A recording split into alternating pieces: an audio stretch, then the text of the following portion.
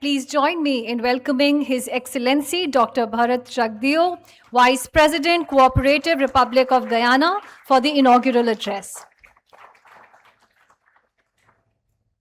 Minister Yadav, colleagues on stage, ladies and gentlemen.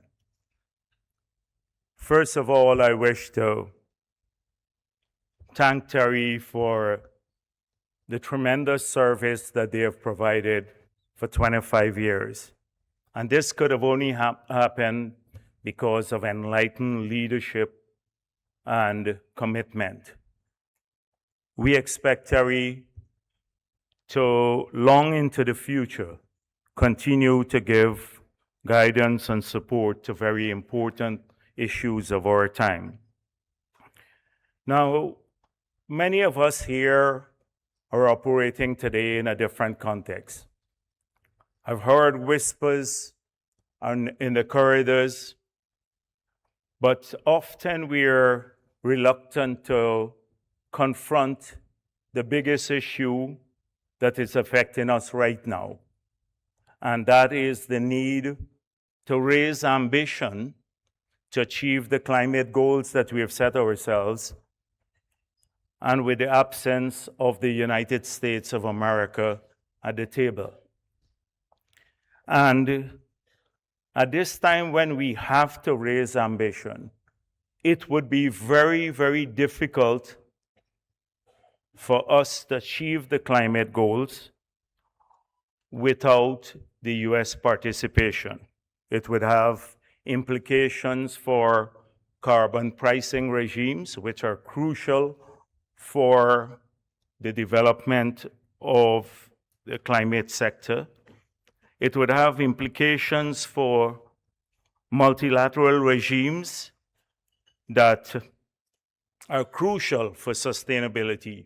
I speak here of aviation and shipping, methane regulations, and many other sectors that are so crucial. Without the United States, again, that would be very difficult. So I think the challenge before this gathering here and over the next couple of days is to find ways where we can move forward even without the participation of the United States of America at this point in time. I believe that much could be done within the framework or at the national level. And so I want to tell you quickly about what's happening in my own country. In 2009, we launched a low-carbon development strategy. Guyana is about the size of the United Kingdom. 86% of it is covered with primary forests. We have one of the lowest deforestation rates in the world. We set out in 2009 to prove that forest carbon is just as valuable and often a lower cost carbon in our mitigation efforts to achieve climate goals. The world until today does not value forest carbon the way it values other types of carbon, as reflected in the UNFCCC framework. It doesn't treat forest carbon as an offset. So the markets are largely voluntary markets. Nevertheless, we've been able to prove that it's a good quality product. We sold 30% of our forest carbon for $750 million US dollars. We have 1% of global forests that is tropical forests, and we've been able to raise $750 million US dollars from 30% of our forest carbon. If you were to extrapolate, that would be about $2.5 to $3 billion for our entire forest. That's more money that is available to the 99% of the remaining tropical forests at this point in time. We've been able, because of the quality of our forest carbon, to sell 2 million credits into the CORSIA market, which is the first formal compliance market. So much can be done at the national level if you pay attention to details, and you're at it long enough. We just realized that in many parts of the world, including in the United States, that many people who are climate skeptics may also be strong supporters of biodiversity protection. They don't believe the climate argument, but the biodiversity argument could be believed. Guyana just launched a global biodiversity alliance. We have 69 members. It was launched in July last year. Terry is one of those members. And we believe that we can encourage many countries and organizations to get on board, because we have a biodiversity crisis too, along with a climate crisis. And so all of these things can be done at the national level. We're going to be producing about 1.5 to 2 million barrels of oil within the next 3 years per day. And so we want to prove that you can do that and still have a sustainable strategy within the country. And we are doing it practically on the ground. And I believe in many countries of the world, if you have strong national leadership, enlightened leadership, you have a focus, like here in India, you can tackle a lot of the climate issues. And I think we need now more and more to emphasize the economic arguments around climate issues, because you may have a climate outcome, but it's good economics, and nobody argues with economics. So China now is a leader, India leader in solar technology, and EVs are taking over the world. It started off as a solution for climate change, but now by themselves, they become very, very competitive and profitable ventures. So I believe much could be done, and I hope that we focus on this.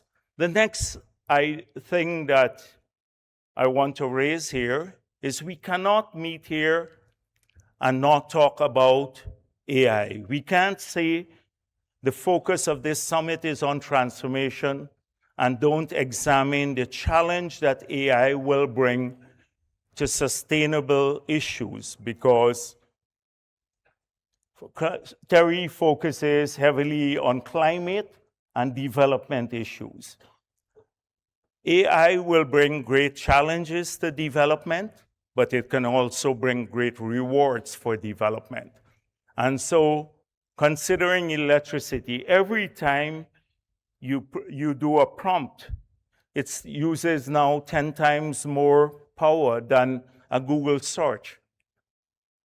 If you can think about a world in which a phone that you have in another 5 years will be running a model on it, which is smarter than the sum of all human intelligence, with the ability to self-learn, what would that mean for development? And so we can't use old frameworks, old thinking, to address the development challenges of the future. And I think many countries are of different size. This is a forum for the global south mainly, to share experience.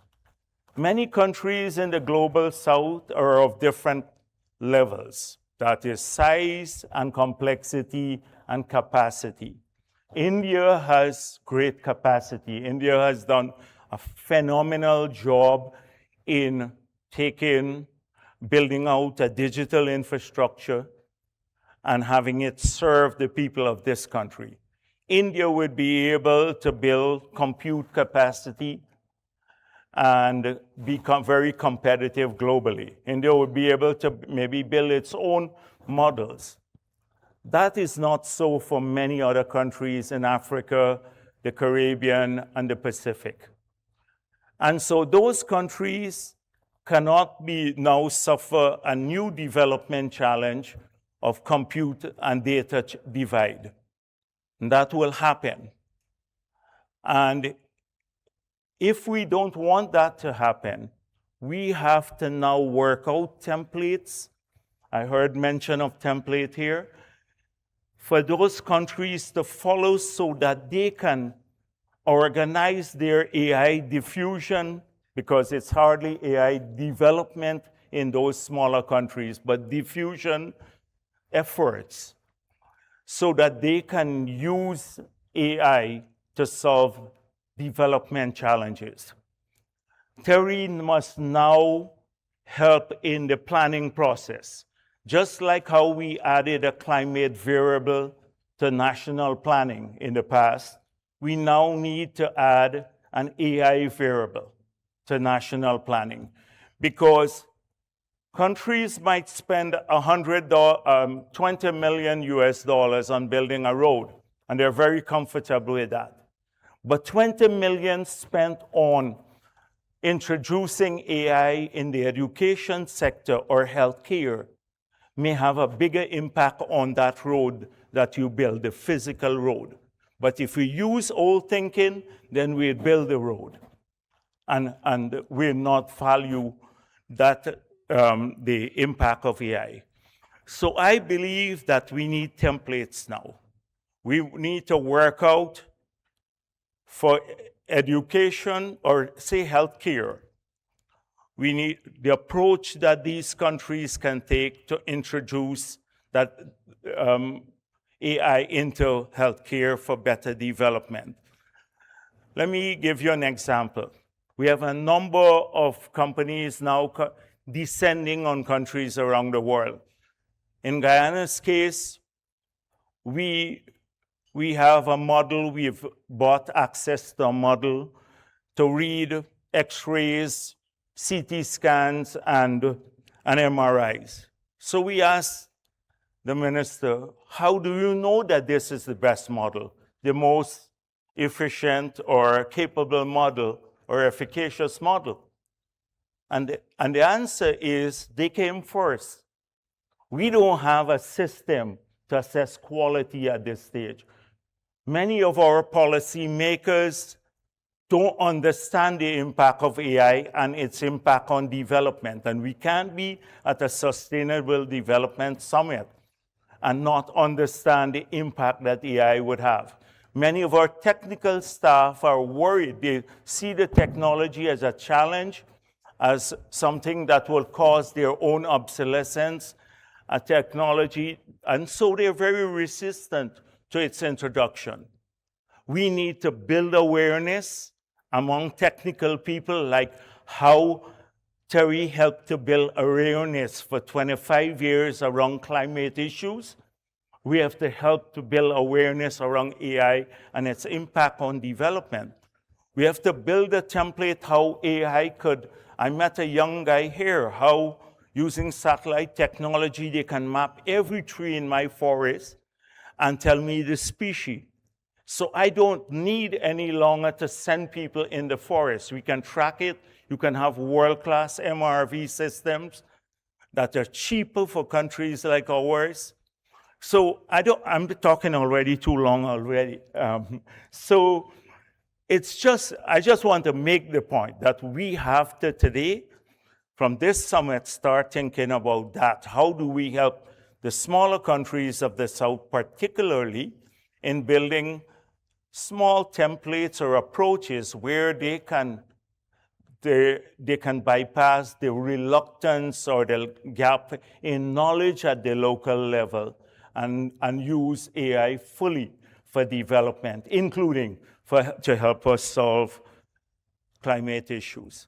As I was coming here, I got a speech from my foreign ministry, and then I did a prompt on the AI, and it wrote a better speech than the foreign ministry gave me.